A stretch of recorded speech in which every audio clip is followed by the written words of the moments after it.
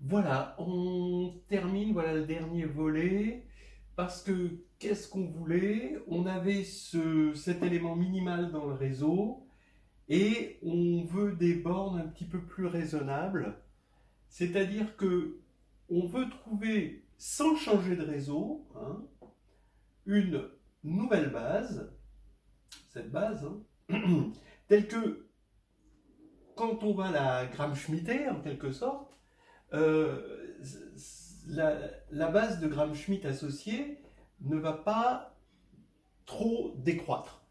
Donc on met une borne pour l'empêcher de décroître de C1 dièse à Cn dièse. Donc on veut ça pour tout i, hein, quel que soit i, voilà. On veut donc que la norme de Ci plus 1 dièse soit plus grand que Ci dièse sur racine de 2. Alors, effectivement, si on arrive à obtenir ça, eh ben, on va traduire l'inégalité qu'on avait obtenue. D'abord, euh, ben, ça veut dire que C1 dièse, bon, je mets toujours des 2, peut-être que c'est, maintenant on comprend que la norme, c'est la norme quadratique, hein, on passe, voilà, c'est la norme quadratique. Alors, C1 dièse, ben, d'après cette suite d'inégalités-là, va être inférieur à 2 puissance n-1 sur 2, parce que le sur 2, c'est à cause du racine, et les 2 qui se sont multipliés en suite géométrique. Donc, ce sera inférieur à 2 puissance n-1 sur 2 CI dièse pour tout CI, donc en particulier pour min de CI. Mais ce min de CI dièse, puisqu'on a égalité des réseaux, c'est donc ici, je remets le 2 puissance n-1 sur 2 ici. Là, j'ai V min, je vous rappelle qu'il était inférieur à ça. Il était supérieur à ce min-là, on l'avait vu. Et c'est inférieur à... alors attendez, normalement, il y a un racine de n, que je ne me trompe pas. Il y avait il y avait un racine de n, et puis il y avait une moyenne géométrique des CI dièse. Mais maintenant, cette moyenne géométrique des CI dièse, bah encore d'après ça, ça va être inférieur. Alors il va y avoir lui, et puis il va y avoir un autre 2 puissance n-1 sur 2, donc je compile pour faire un 2 puissance n-1, et on va avoir une égalité comme celle-là. Bon, alors, pareil, hein, on peut rester perplexe devant une telle largeur de... Bon, d'accord, c'est pas chirurgical, quoi, on n'y va pas au scalpel. Alors peut-être que pour un cerveau d'informaticien ou de quelqu'un qui a l'habitude de travailler sur des algorithmes, peut-être que c'est très bien, effectivement, peut-être il se dit, bah ouais, parce que bon, voilà, quoi, il y a l'allégeance au polynomial, alors effectivement, on doit pouvoir interpréter ça en ah bah oui c'est bien, on va pouvoir trouver ça en un temps polynomial, alors que l'autre non, bon d'accord. Mais quand même, pour moi, pour mon cerveau néandertal, euh, c'est le champ des possibles, quoi. C'est le vertige voilà, grand vertige des possibles. Bon, alors, n'empêche que ce résultat, il est suffisamment, il doit être suffisamment difficile à améliorer parce que, bon, c'est un algorithme qui a tenu la route, l'algorithme NLL. Donc, voilà l'idée. L'idée, alors c'est bien, il y a une petite partie 4 qui le fait en dimension 2 déjà pour commencer. Euh, Comment en dimension 2 on va bricoler pour, pour obtenir une base déjà qui vérifie ce qu'on veut. Donc là, on prend U et V ben, dans Q2. Si V, si la condition là est vérifiée, d'accord, ceci, donc c'est bon, on arrête, ok.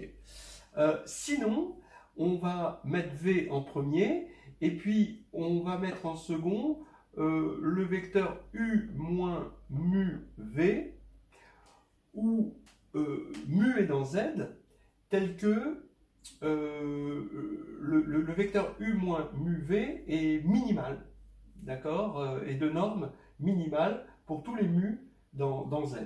Alors donc, dire que c'est minimal, c'est dire que c'est minimal au carré, et donc, bon, on voyait qu'il y avait un mu, en fait, quand on élève au carré, en fait, ça, c'est une fonction du second degré, hein, vous le voyez bien, en mu, mais il faut prendre le min sur z, parce qu'une fonction du second degré, à x2 plus bx plus c, on sait que le min, il est en moins b sur 2a. Mais moins b sur 2a n'est pas forcément entier, donc ça va être un moins b sur 2a, une approximation entière de moins b sur 2a. Donc il faut chercher des points minimaux sur une parabole entière, quoi, en quelque sorte. C'est rigolo. Donc on trouve le mu associé, mais bon, en tout cas, il existe. Et puis, donc ça fait que c'est comme si on avait un... Donc maintenant, on prend celui-ci, on a un changement de coordonnées, ou un changement de base, de z base. Regardez, le changement u devient v, donc on a 0, 1, v devient ça, donc 1 moins mu. Donc ça, vous regardez le déterminant, ça fait moins 1, donc c'est dans GL2 de z. Donc ça veut dire que ça va engendrer, donc ça et ça engendrent le même réseau. D'accord ? Le même Z module. Et maintenant, si maintenant cet élément qu'on appelle W est plus grand que, donc s'il vérifie la condition, si c'est plus grand que V sur racine de 2, bon bah ok, c'est fini, on arrête. Sinon, on continue et on va prendre, on va mettre W là, et puis on met V moins lambda W avec le lambda qui idoine, comme on dit, qui va minimiser la chose. Voilà. Bien. Et maintenant, est-ce qu'on peut continuer indéfiniment? Alors, on va montrer qu'on ne peut pas continuer indéfiniment. À un moment, ce processus, il stoppe. Pourquoi? D'abord, regardez, W, étant donné que c'est le min, il est plus petit que si mu était égal à 0. Donc W est plus petit ou égal, attention, en norme à U, parce que pour mu égale 0, donc c'est inférieur à U. Mais ces normes au carré, si on regarde les normes au carré, donc elles décroissent quand on fait ce processus. Si on fait ce processus indéfiniment, ça décroît. Bon, vous allez me dire, ça décroît, mais ça décroît dans le Q. Oui, mais étant donné qu'on ne change pas de réseau, on pourrait multiplier ce réseau, hein, puisqu'on est engendré par U et V, quitte à multiplier U et V par un lambda, par un scalaire, disons le PPCM des dénominateurs hein, de U et V, on se retrouverait dans Z. Donc on peut toujours se ramener à voir ça dans Z, et dans ce cas-là, ces normes au carré sont dans Z. D'accord? Et voilà. Hein, donc, la minimalité, le problème de minimalité ne change pas. Et on aurait ici des objets qui sont dans Z. On fait juste une homothétie et qui ne change rien à l'affaire. Et donc on se ramène à être dans Z. Maintenant, j'aurais peut-être pu le faire dès le départ. Et dans Z, ça ne peut pas diminuer indéfiniment, parce que si ça diminuait, à un moment, ça deviendrait 0. Bon, ça ne peut pas devenir 0 parce que ça reste des bases, hein, donc ça reste des parties libres. Donc à un moment, il va y avoir une égalité. Hein, une égalité, et puis on peut supposer qu'elle est là.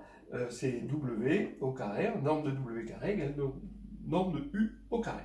Voilà. Et maintenant, on a une absurdité, parce que si on regarde, puisqu'on n'est pas tombé sur ce cas-là, c'est que V était strictement plus petit que U au carré sur 2. J'ai mis des carrés ici, hein, d'accord? Voilà. Et si on continue, on va avoir W carré est strictement plus petit que V carré sur 2. Mais là, cette fois-ci, W est égal à U.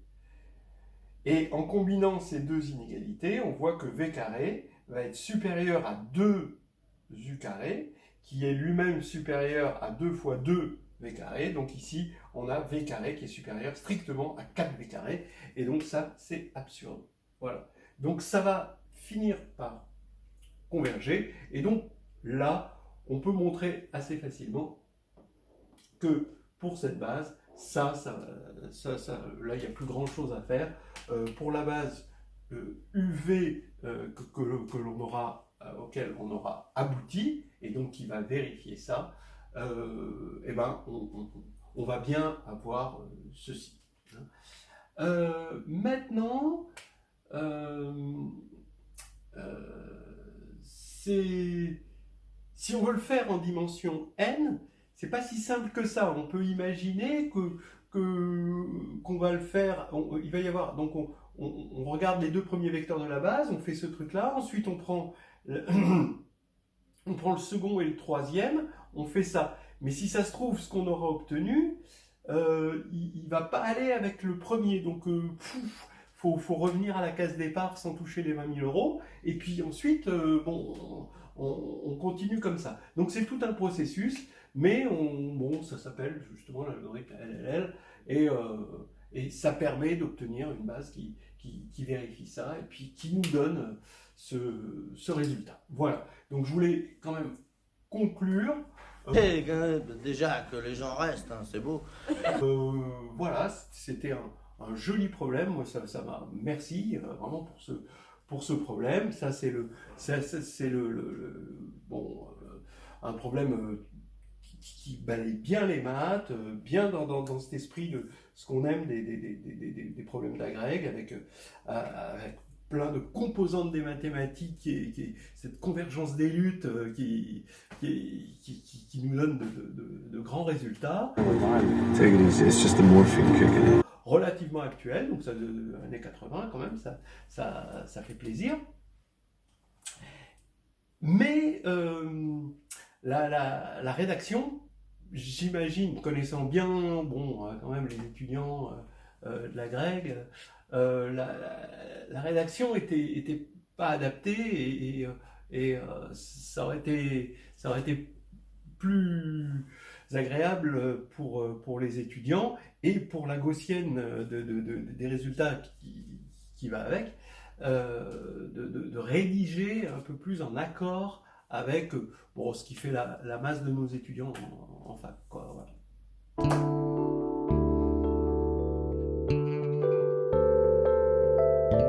L'épreuve vient de se terminer et je n'ai rien pu gratter.